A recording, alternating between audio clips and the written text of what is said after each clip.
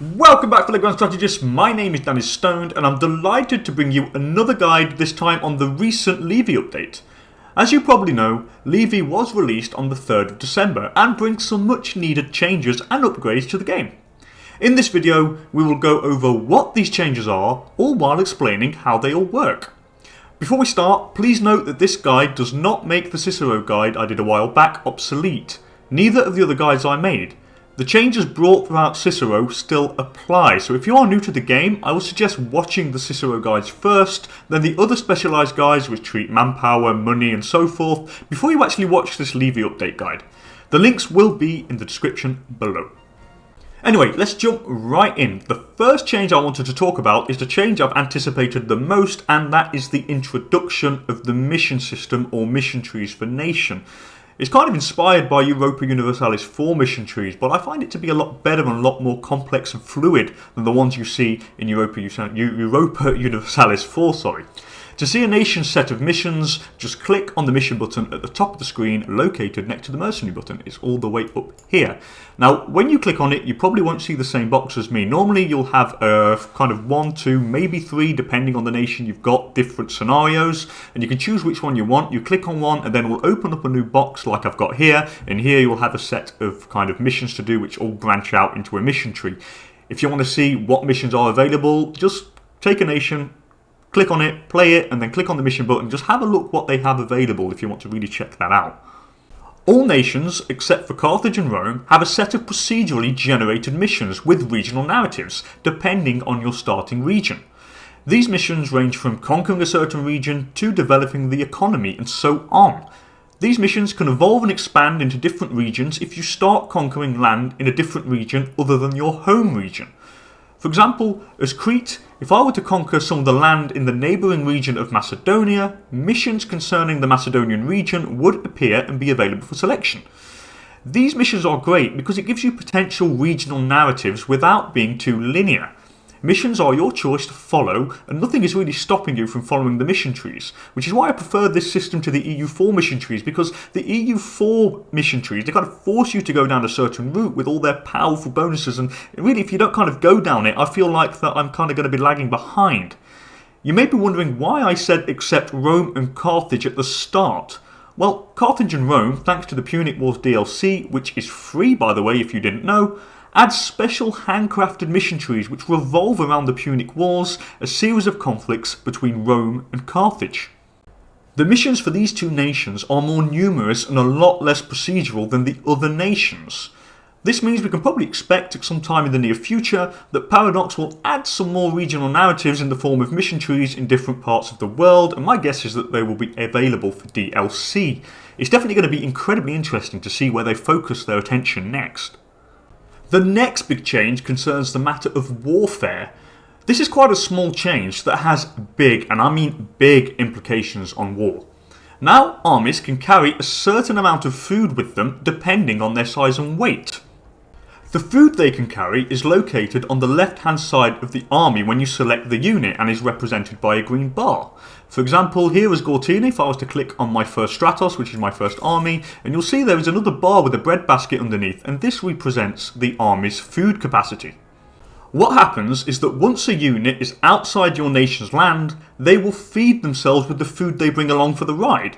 Once that green bar hits 0, then your army will then start to take attrition, and thus lose men. The amount you lose depends on the size of your army, and obviously the more men that you have, the more food you can carry. However, the quicker the men will eat the food.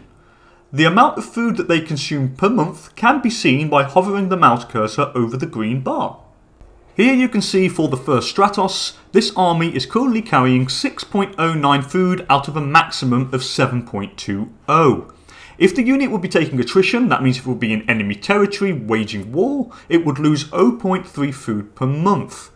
That means that out of the actual stored food that they have of 6.09, if I was to go into an enemy land or enemy territory with the 6.09 food, then each month I would lose 0.3 food out of that 6.09 due to the fact that my troops are going to be eating it to survive.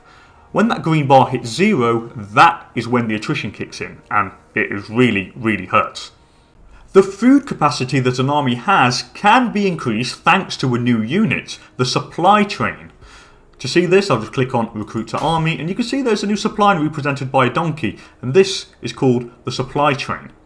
The supply train increases the army's food capacity by 50. However, they are bloody awful at fighting, so never just make an army out of just supply trains. They will get trounced. Just hover your mouse cursor over and you can see that they deal less damage by minus 90% to every type of unit, but they have that plus 50 food storage. So basically, if I were to add a supply train to my first Stratos army here, it would add 50 food carrying capacity to the maximum of 7.20, increasing it to 57.20, meaning my armies can carry more food, and which means that they can feed themselves longer. The attrition now really kind of hits incredibly hard, so make sure your army is well stocked for the campaign ahead. How do you regain food, might you ask? Well, just bring back the army into your territory and then the troops will start taking food stored away in the province to replenish their food capacity. This can be seen by moving your mouse cursor over the province food bar in which your army is stationed. So for example here, if I was to click on the territory of Gortina in the province of Crete and I move my mouse cursor over this food bar, you'll see from units resupplying in province, negative 0.60. This can be re-seen by clicking on your army, moving your mouse cursor over the food capacity, and it says that each month the food supply changes by 0.60. This means that the army is taking 0.60 food out of the province of Gortina to fill the armies to increase the food capacity. Remember, wars are now better when over quickly. The longer the war drags on, the less food your army will have, and when the army runs out of food, well, they starve. Defenders do not have this problem because they are in friendly territory, which means they can feed themselves and keep replenishing the amount of food they carry. So the attacker really has an onus to get the war done quickly. The longer it drags on, the more perilous the war will be. On a side note, when you demobilise troops, you now recover 1/4 of the manpower back. The same applies to buildings. You gain 25% of their cost to build back when you demolish them.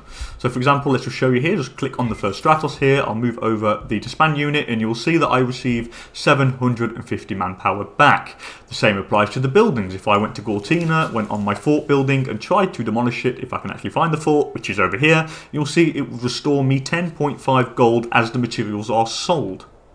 One of the next big changes is the changes to the family system.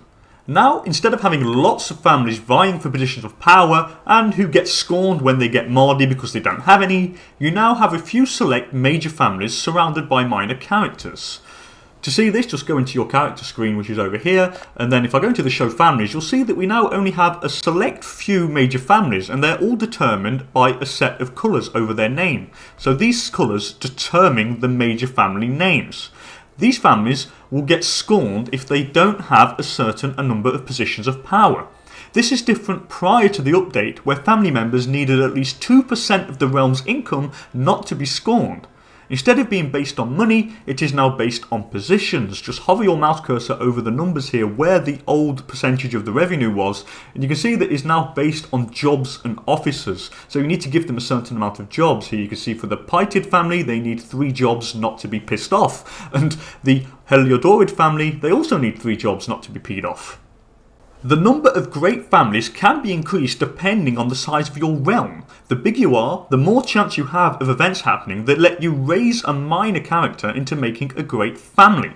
Just remember that the opposite can also happen. If you decrease in size, then great families can disappear and be turned into minor characters. Where are these minor characters, you might ask? I'm on show families and you're going, Dan, where are they all? There's only 3 families. Well, just go on the show characters here and then you can see that minor characters are the ones with names that are not highlighted with a specific colour. And you can see that all these ones are down here at the bottom there with no highlighted names are minor characters. Minor characters can be appointed to jobs, but they cannot marry. Different events can also let you incorporate minor characters into great families through adoption. So you have a couple of events going that we are lacking a certain amount of people in our dominant family.